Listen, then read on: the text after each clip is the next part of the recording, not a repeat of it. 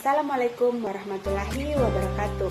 Hai guys, perkenalkan nama saya Aswinda dengan nomor stambuk D1R1222022, mahasiswi dari Universitas Halu Oleo Kendari, Fakultas Pertanian, jurusan Proteksi Tanaman semester 5 kelas B. Tujuan saya membuat video ini yaitu untuk memenuhi tugas mata kuliah mikrobiologi dasar dari dosen saya atas nama Waode Siti Animah Hussein SPMP. Judul materi pada presentasi saya kali ini adalah jenis patogen pada tanaman tomat. Kita masuk pada materi. Tomat merupakan tanaman hortikultura yang sangat dikenal masyarakat, mempunyai banyak manfaat baik sebagai sayuran, bahan baku industri obat-obatan dan kosmetik, maupun sebagai bahan baku pengolahan makanan. Patogen pada tanaman adalah organisme hidup yang menyebabkan penyakit pada tanaman. Organisme ini dapat berupa jamur, bakteri, virus, nematoda, atau bahkan tumbuhan parasit lainnya. Infeksi oleh patogen ini dapat menyebabkan berbagai gejala, mulai dari bercak-bercak pada daun, layu, sehingga busuk pada buah. Selanjutnya ada produksi tanaman tomat di Pulau Sulawesi menurut data BPS. Bisa dilihat pada slide. Pada slide ada bagan produksi tomat menurut data BPS dan Direktorat Jenderal Hortikultura pada tahun 2021 hingga tahun 2023 mengalami fenomena yang berfluktuatif. Artinya produksi tanaman tomat ini mengalami kenaikan naik turun. Salah satu faktor yang mempengaruhinya itu adalah kesehatan tanaman, baik disebabkan oleh bakteri maupun dari cendawan atau fungi. Presentasi kali ini saya akan membahas tentang bakteri patogen pada tanaman tomat, cendawan patogen pada tanaman tomat, dan gejala morfologi patogen serta pengendalian.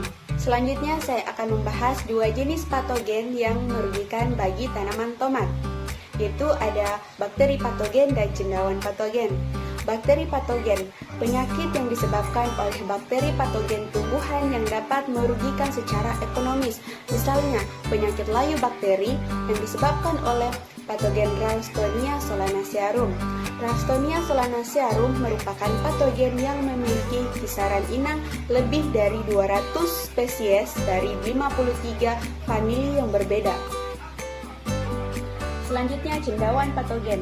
Cendawan patogen adalah jenis jamur yang dapat menyebabkan penyakit pada tumbuhan. Mereka menginfeksi berbagai bagian tanaman, mulai dari akar hingga buah, dan menyebabkan kerusakan yang signifikan pada tanaman tersebut. Penyakit yang disebabkan oleh cendawan patogen misalnya penyakit layu fusarium yang disebabkan oleh Fusarium oxysporum. Selanjutnya, penyakit layu bakteri pada tanaman tomat. Penyakit layu bakteri pada tanaman tomat yang disebabkan oleh patogen Ralstonia solanacearum merupakan salah satu penyakit tanaman paling berbahaya yang penyebarannya telah luas di daerah tropika dan subtropika. Bakteri ini termasuk ke dalam patogen tular tanah dan air yang memiliki sifat non-fluoresens berasal dari famili Ralstoniaceae. Pada sejumlah tanaman yang memiliki ekonomi tinggi, bakteri ini dapat memberikan dampak negatif hingga mematikan tanaman tersebut.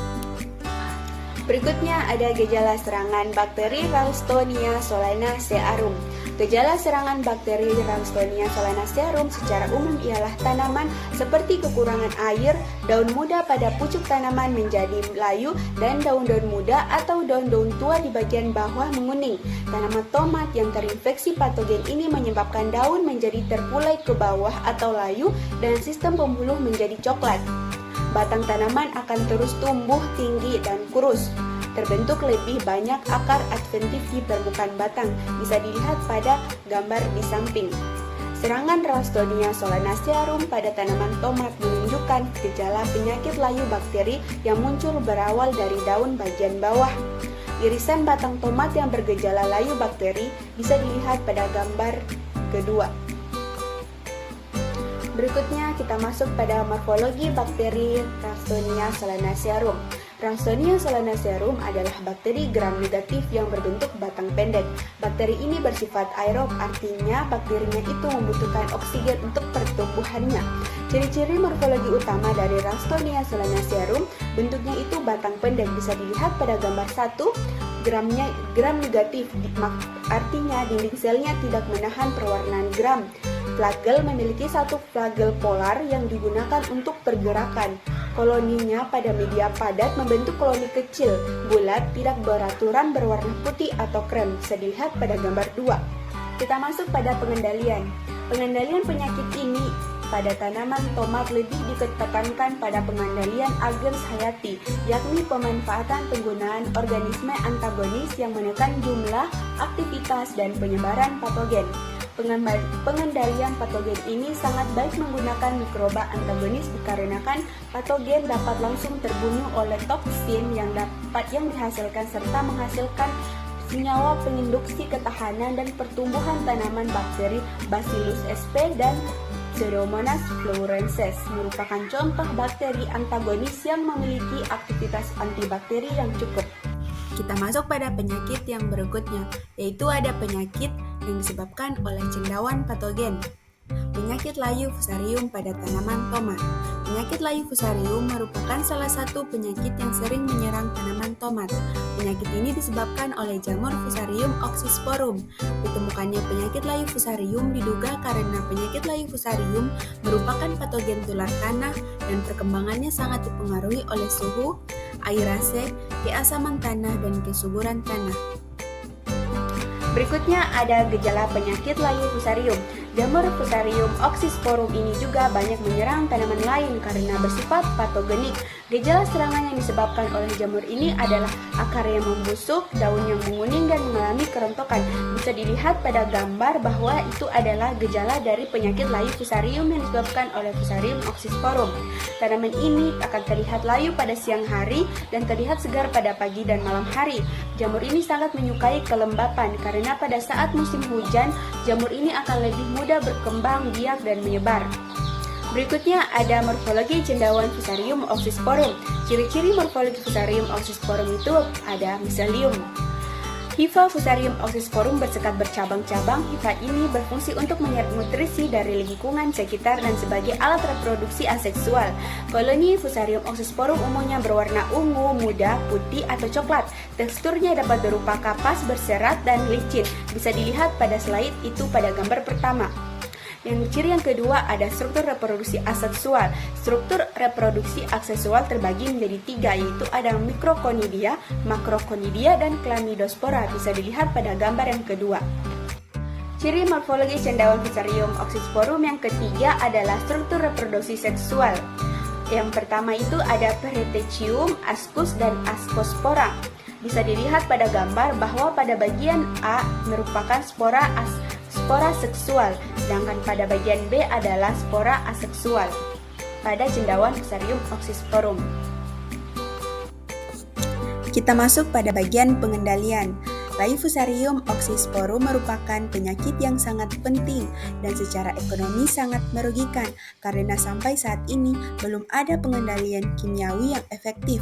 Pengendalian secara hayati dan pengelolaan kesuburan merupakan pilihan yang efisien untuk mengendalikan penyakit ini. Medium tanam yang diformula dengan kompos mampu menekan penyakit layu Fusarium pada tomat, menurut Satra et al. 2023. Beberapa agen hayati yang berpotensi untuk mengendalikan penyakit layu Fusarium antara lain Trichoderma, Pseudomonas, dan Bacillus. Trichoderma bekerja dengan cara mengkolonisasi akar tanaman, menghasilkan senyawa anti jamur, dan merangsang pertumbuhan tanaman.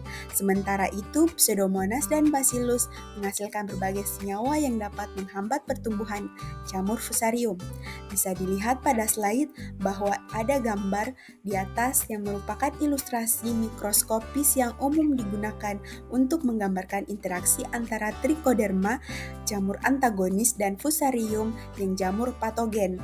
Meskipun gambaran ini adalah representasi visual, tetapi kita dapat memberikan gambaran umum tentang mekanisme serangan Trichoderma terhadap Fusarium. Kita masuk pada penghujung materi. Kesimpulan yang bisa diambil pada presentasi saya kali ini, layu bakteri disebabkan oleh bakteri Ralstonia solanacearum, sedangkan layu fusarium disebabkan oleh jamur Fusarium oxysporum. Penyakit layu bakteri dan layu fusarium merupakan ancaman serius bagi produksi tomat. Kedua penyakit ini menyebabkan tanaman layu, pertumbuhan terhambat, dan bahkan kematian.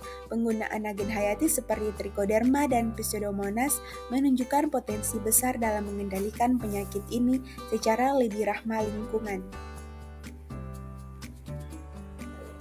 Sebelum saya mengakhiri video presentasi ini, marilah kita bersama wujudkan pertanian yang berkelanjutan dan menghasilkan panen yang melimpah.